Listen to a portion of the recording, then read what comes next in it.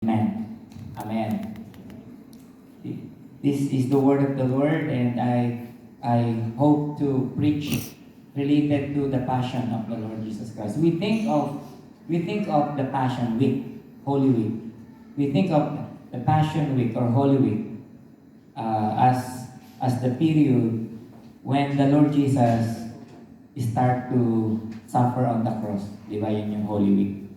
Yung linggo ng palaspas, pumasok na sa Jerusalem, and then yung Last Supper, Huwebes, and then yung Friday, yun yung hinuli na siya nung Thursday night and suffered on Friday, died at 3 o'clock in the afternoon of Friday. So we're thinking of that part, the saddest, most gloomy part ng Passion Week or ng Holy Week. No? But you know what? The whole life of the Lord Jesus is a preparation for the cross. Even from His birth. And now we will talk about His childhood. We will reflect on the Lord's preparation for the cross from Luke chapter 2, verse 51 to 52. Hindi nagsalita ng masyado ang Biblia patungkol sa preparations ng Panginoon when He was younger. From age to 12 to age 30, the Bible is silent about the activities, the whereabouts ng ating Panginoon. Yet, we believe that those years of silence were neither empty nor idle. Kaya kung may ginagawa siya, they were years of preparation for the greatest mission of the Lord in history, and that mission is the cross. Tiyak natin na nagpiprepare si God. He was training Himself before He plunged into the public ministry. He prepared Himself. Before He faced the cross, He prepared Himself. The cross was not an accident. The Savior did not suddenly appear at Calvary. Hindi pwedeng cross agad, tapos kaya na niya. He underwent long seasons of preparations habang mga paghahanda at mga training. Every day yung preparation niya. Hanggang dun sa cross ay masabi niya. Ano sabi niya sa cross? Huling word niya, it is finished. Before He could finish, He prepared. And that's our topic for today. Luke chapter 2 gives us a window on how the Savior prepared for the cross. I have 2 points to share, and one, Jesus prepared in humility. He prepared in humility.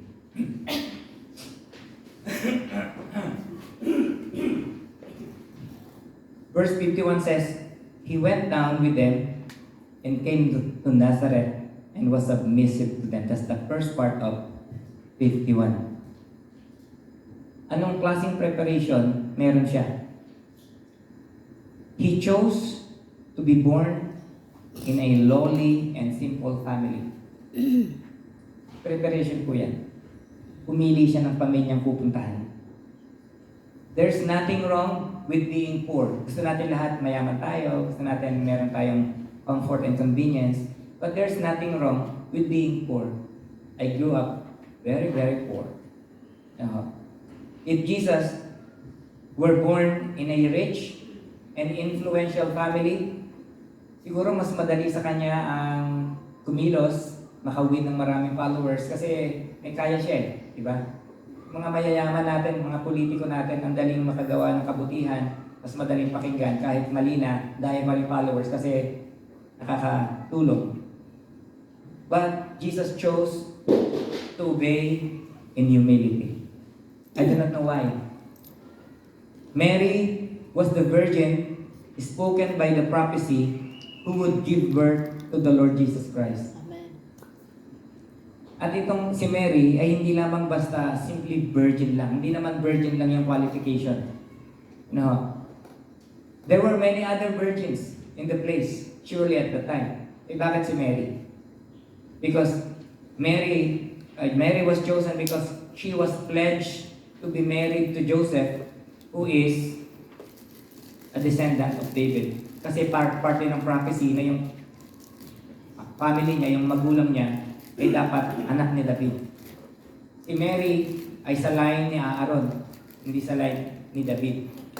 No, see, it's because of Joseph na natupad yung hula na siya ay from the line of David. And so Mary fits to the qualification because he was pledged to someone who is a descendant of David. Joseph was the perfect match. It was never an accident, but a choice. Jesus chose to be born in a carpenter's home. Marami siyang gagawing bahay. Marami siyang gagawing tahanan. At totoo naman, the moment na pumasok si Jesus sa ating tahanan, siya ang maghari sa ating tahanan, talaga namang nabubuo yung tahanan. Ang buhay namin ay gulong-gulo. Kahit kami may 7 hektaryang sakahan, ang nanay ko ay nagyuyosi, nasa loob yung apoy, di ba? Tapos ang tatay ko nagyuyosi, nagiinuman silang dalawa. At kapag nalalasing sila, nagsusuntukan sila. Kaming lahat mga magkakapatid, hindi kami magkakapatid, lagi kaming away-away. But when Jesus came to our home, He built our home. We became good friends. We became good friends until now. We are best friends, mga kapatid. And Jesus chose to be born in a carpenter's home because he will be building many families, many homes. Until now, Jesus is working in the Father's house. Sabi niya, sa bahay ng aking ama ay maraming mansyon. Pupunta pa rin ako doon. I will prepare a place for you. He is building a house for you there with the angels in heaven.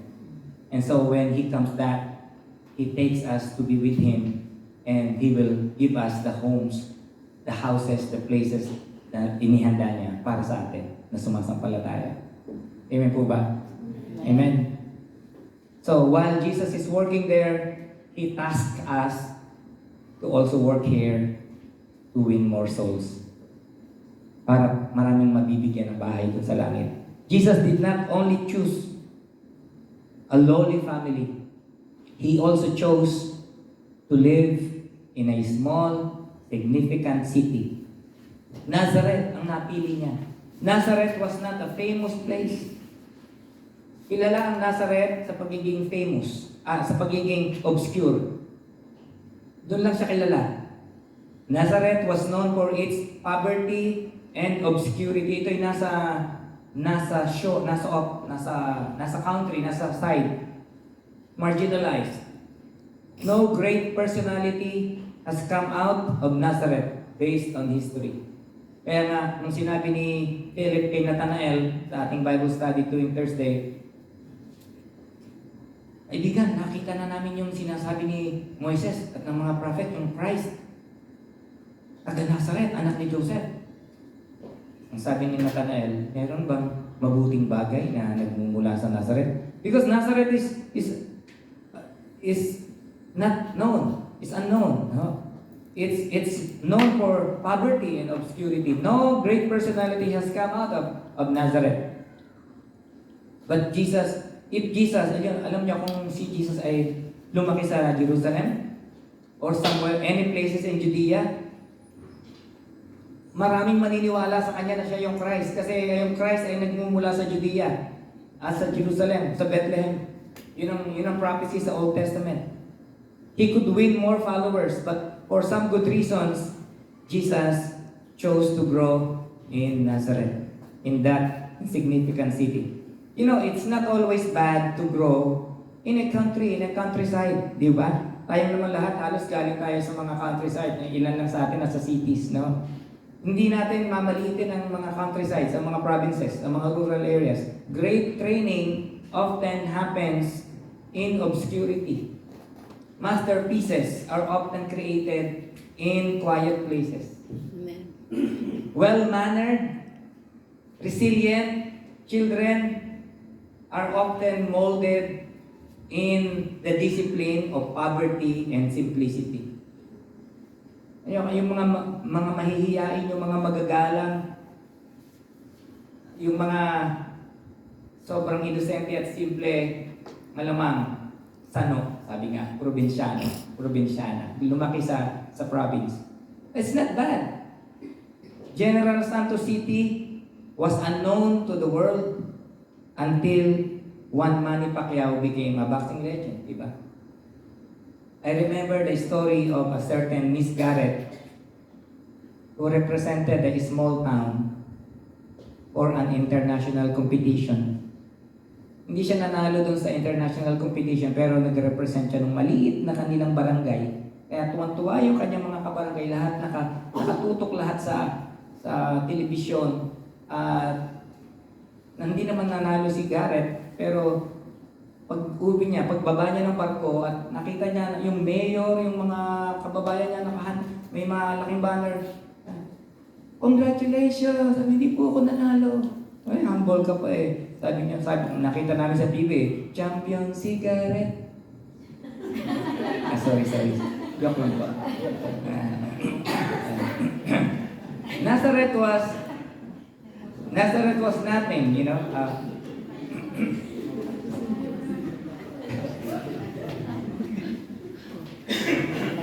Nahihirap tuloy.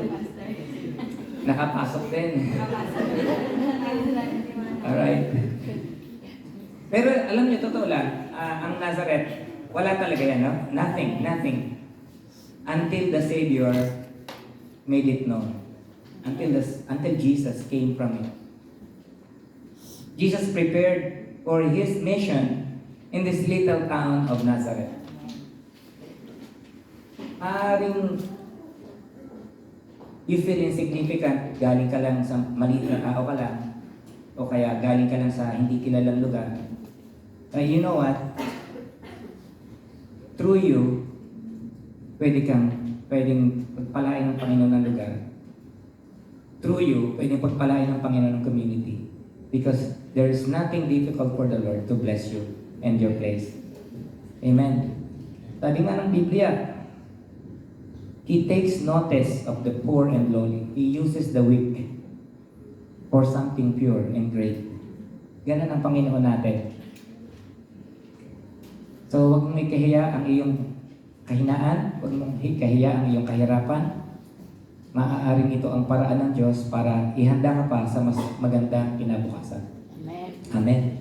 So, the verse also says, He was submissive to them. Ito yung pangatlong ginawa niya.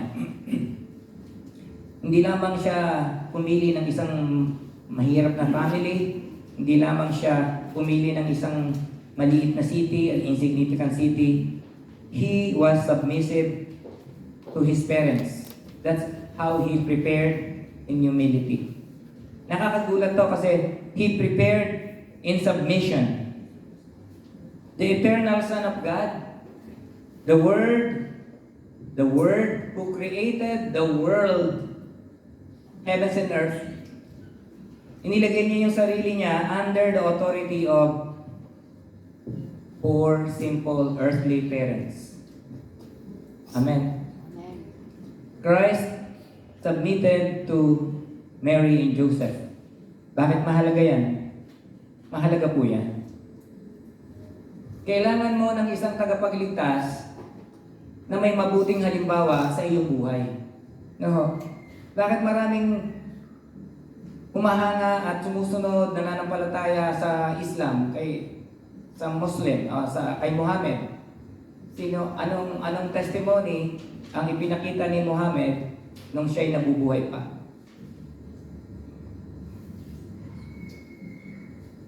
Sila na magsabi, alam nila, kilala nila si Muhammad. Kaya tinuro na nga, para ma-justify yung kanyang ginawa, pwedeng maraming asawa, kasi maraming asawa si Muhammad. Jesus, to be the Savior, set a very beautiful example of good life, submission to authority and to parents. You cannot follow a rebellious and immoral Savior. Jesus set an example para wala tayong masabi sa pagsunod natin sa Kanya. Jesus obeyed perfectly from birth up to the cross. His obedience did not begin in Calvary, it began in their home in Nazareth. It was his submission, this submission that enabled him to say to the Father on the cross, "Not my will, Lord." Kung maaari, ayoko ng saro na to, Lord, Ama, pero hindi ang kalooban ko, hindi ang kalooban ng susundin ko. Not my will, but your will.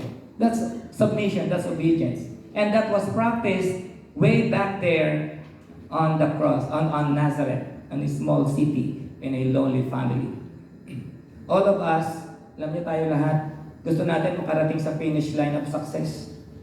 Pero kinakalimutan natin yung proseso to get there. Gusto natin biglaan na tagumpay. Pero ang tagumpay, may proseso po yan. Kung gusto mong lumago sa Panginoon, hindi naman bigla. Kung gusto mong makarating sa langit, hindi naman darating ka na lang sa langit bigla. May proseso. No, laging may proseso. Kung gusto mong maging mabuting tao, may proseso din. Amen. No, lagi may proseso. Ang Panginoon nagsiset ng example sa atin, the process. Amen. At pangalawa, He prepared, alam nyo, holistic yung kanyang preparation. Napaka-holistic, mind, body, at saka yung kanyang social stability. Sabi sa verse 52, Jesus increased in wisdom and in stature, in favor with God and man. Kahit na siya ay fully God, Jesus, siya ay 100% God, He is also 100% human. Yun yung dual nature ng Panginoon. Yun yung hindi maintindihan ng Iglesia ni Cristo. You know, He is fully God and He is fully man. Yun namang ibang mga grupo, He is fully God and He is fully God. Hindi siya tao. Sabi naman diba, tao lang siya, hindi siya God. But the Bible teaches us that He is fully God and fully man. So He, being a man, He possessed the limitations of humanity. Nagugutom, napapagod, nauuhaw, nasasaktan. And so Jesus had to grow in all aspects of life as a human para mag-prepare to the cross. Jesus grew in wisdom. Sabi po dito sa verse 52. He grew in wisdom. Hindi inelaborate ng Bible kung paano niya pinalago ang kanyang karunungan. But you can find it in the text. First, He was not just submissive to His Heavenly Father, He was submissive to His earthly parents. Alam niyo ba, submitting to our godly parents brings enormous wisdom. Amen. Maraming mga anak, mas gusto pang pakinggan yung kanilang teachers o yung ibang tao kaysa sa kanilang magulang. Kapag ka magulang na yung nagsalita, ayaw na nila pakinggan halos kasi over familiarity. But submission and listening to our godly parents brings enormous wisdom. Amen. Even the elders, yung mga anak natin, pakausap mo sila sa matatanda, wag puro sa mga peers lang nila, yung mga anak nyo. Pakausap nyo sa mga lola, sa mga lolo, sa mga tito and tita, they will learn wisdom. Even kings get counsels from the elders of the kingdom. It is good for our young people to listen to the elderly before they get insight sa kanilang mga kababata. There is also wisdom. Pangalawa, there is wisdom in reflection and study. Ginawa ni Jesus yan. When Jesus was 12 years old, nawala siya doon sa Jerusalem. Nagpunta sila from Nazareth to Jerusalem. Nawala siya, 3 days, naghanap. Sa sinatagpuan, He was talking with the leaders, with the scribes, with the priests doon sa temple. And they were amazed sa mga pagtatanong ni Jesus. He gets wisdom from study, from reflection, and from asking questions. Some minds are sharp, some minds medyo makurol. Normal lang yon. Medyo mataas ang IQ, medyo mababa ang IQ, merong mataas ang EQ, emotional quotient, merong mababa naman yung emotional quotient. Some are good academically, pero ang iba naman hindi magaling sa academic, magaling naman sa practical. So, ayan, hindi tayo mawawalan. Isa mapurol, pero ang galing mo naman sa ganitong bagay, hindi kaya ng matalino. Lahat tayo may kakayanan. Sabi ng Bible, if any of you lacks wisdom, let him ask God. Bibigay ni Lord ng hindi naninisi, nanunumbat. There is wisdom kapag nagre-reflect, kapag nagtatanong, kapag nag-study. The fear of the Lord, sabi pa ng Bible, is the beginning of wisdom. The knowledge of the Holy One is understanding. So you want to grow in wisdom, come to the source of wisdom. Amen. The Lord Himself. Amen. Amen. Jesus made Himself ready for the mission by growing in wisdom. Amen. Pangalawang, lumago siya, He grew also physically. Nagpatibay siya ng katawan. Why is it important? Bakit mahalagang malakas ang katawan niya? Bakit kailangan yung stature niya ay matibay, malakas, malusog, hindi kagaya ni pastor na ubuhin? No. Bakit mahalaga yan? Because his mission required a healthy human body. He cannot be hindered. Hindi siya pwedeng hadlangan yung cross ng mission niya. Yung gagawin niya sa cross, hindi pwedeng mahina ang katawan ko dyan, sabi ni Jesus. And so he grew in his stature. Hindi pwedeng may hika o may arthritis ay magpapasa ng krus. He cannot die of heart attack and suffocation habang hinahampas ni Pilato o ni Herod. He cannot have depression and mental breakdown when the people whom he loved and whom he helped, tumalikod sa kanya, siya pa yung sumisigaw ng, crucify him! Ikaw yung pinakain ko nung ikaw yung busog na busog Bakit ikaw pa sumisigaw ng crucify him? Ang sama ng loob, baka ma-mental break kapag mahina ang emotional quotient, na-depress. Hindi siya pwedeng mahina. He has to be strong. He needed to be strong to carry the pain of the cross. Kailangan kaya niya yung sakit ng pako sa kanyang pulsuhan at yung sa paa niya at saka yung sipat. Kailangan niyang harapin yung pain. Hindi yung kaunting sakit lang hindi na makausap, galit na sa mundo. Sabi ni Jesus, kailangan ko maging malakas. How did He prepare physically? Paano nagpalakas si Jesus? Hindi rin sinabi, pero we can see from the study of His life. First of all, hindi naman siya naging anak ng karpentero kung wala lang. Kapag anak ka ng karpentero, siguradong lalakas ka talaga. We can assume that Jesus helped His Father in all aspects of the trades ng carpentry.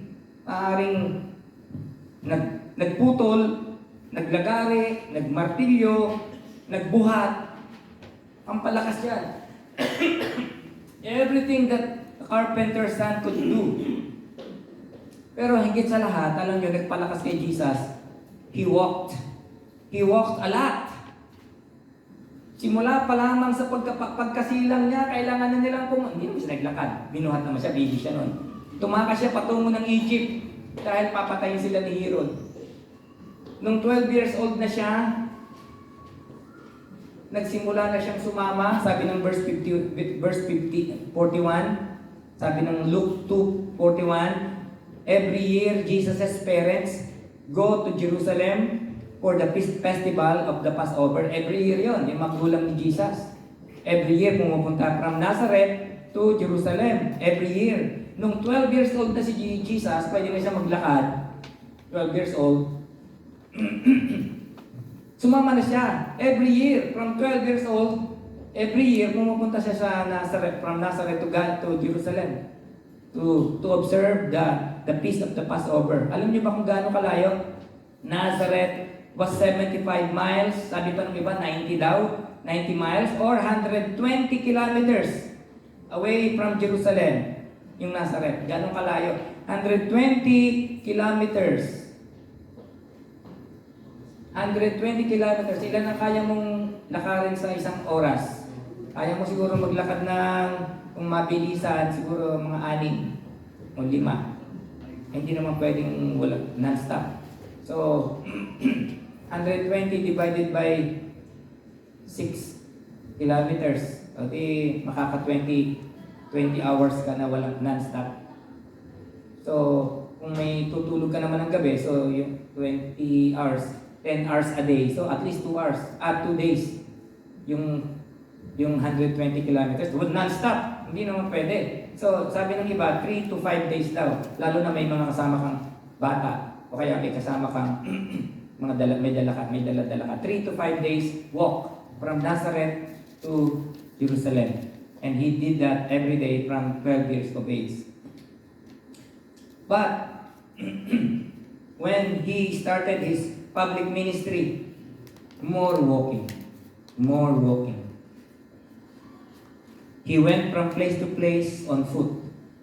Ilang beses lang siyang sumakay ng bangka sa hiram na bangka.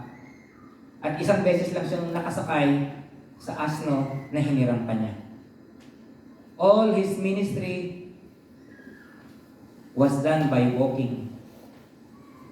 He went from towns and villages to preach and minister. He sometimes goes to Samaria and to Jericho, which is another country, to the outskirts of Israel. He went to shores, deserts, and many times in the mountains. According to the study of Arthur Blessitt, Jesus walked at least 34,640 kilometers all his life. Jesus strengthened himself to prepare for the cross. He cannot become weak. He cannot give up on the way until he completes the task. Kaya doon sa krus na sabi niya, pang-pitong wika, it is finished. Bago siya namatay. Yung dalawang katabi niya, buhay pa eh. Kasi hindi naman sila hinampas nung kinagabihan. Buong magdamag na nilitis, tapos nung kinamagahan, hinampas ng maraming beses, pinagtatadyakan, pinagsusuntok, hindi naman naranasan. Kasi gusto nga iligtas ni Pilato si Jesus. Kaya pinahampas na lang niya. Ay nung maipahampas niya hindi pala papayag yung mga tao gusto niyang i-please. Kaya nagdoble yung hirap ni Jesus. Ay yung dalawa, basta lang ipinako, kaya buhay pa sila ng alas 3. Jesus, wala nang lakas, kasi sugatan, pagod na pagod. Namatay na siya noong 3 o'clock. Pero nakaya niya hanggang doon sa it is finished. Pero natupad ang kasulatan, ang sabi ng kasulatan, nung tinignan nung gwardiya, patay na, hindi na kailangan baliin yung paa. So binali yung paa ng dalawa para mamatay na sila, kasi kailangan silang ilibing. Kaya natupad ang kasulatan, none of his bones were broken. Jesus, ginawa niya lahat yung hirap na yan, mga kapatid, para sa atin eh. Nagpakalakas siya from childhood. Akala natin wala lang. Akala natin yung 1 week, Holy Week lang, yung preparation niya. Hindi, mula dun sa pagkabata niya, naghanda siya. Hinighandaan niya tayo. Tapos tayo, ganito lang tayo. Kung kailan lang magustuhan, kung kailan lang makapag-pray, kailan lang magbasa ng Bible, kailan lamang parang wala lang. Pero si Jesus, lahat ng buong buhay niya, binigay niya para sa atin. Mga kapatid. And finally, hindi lamang yun parang pwede ko na tapusin doon, ano? Parang solved na tayo, parang na-challenge na tayo. Totoo naman dapat love natin si Jesus. Pero hindi lamang yun ang preparation niya. He prepared also in character. He grew in favor with God and men, sabi doon. He increased in wisdom, in stature, and in favor with God and men. He grew in character. He lived a life that set a good example in words and deeds.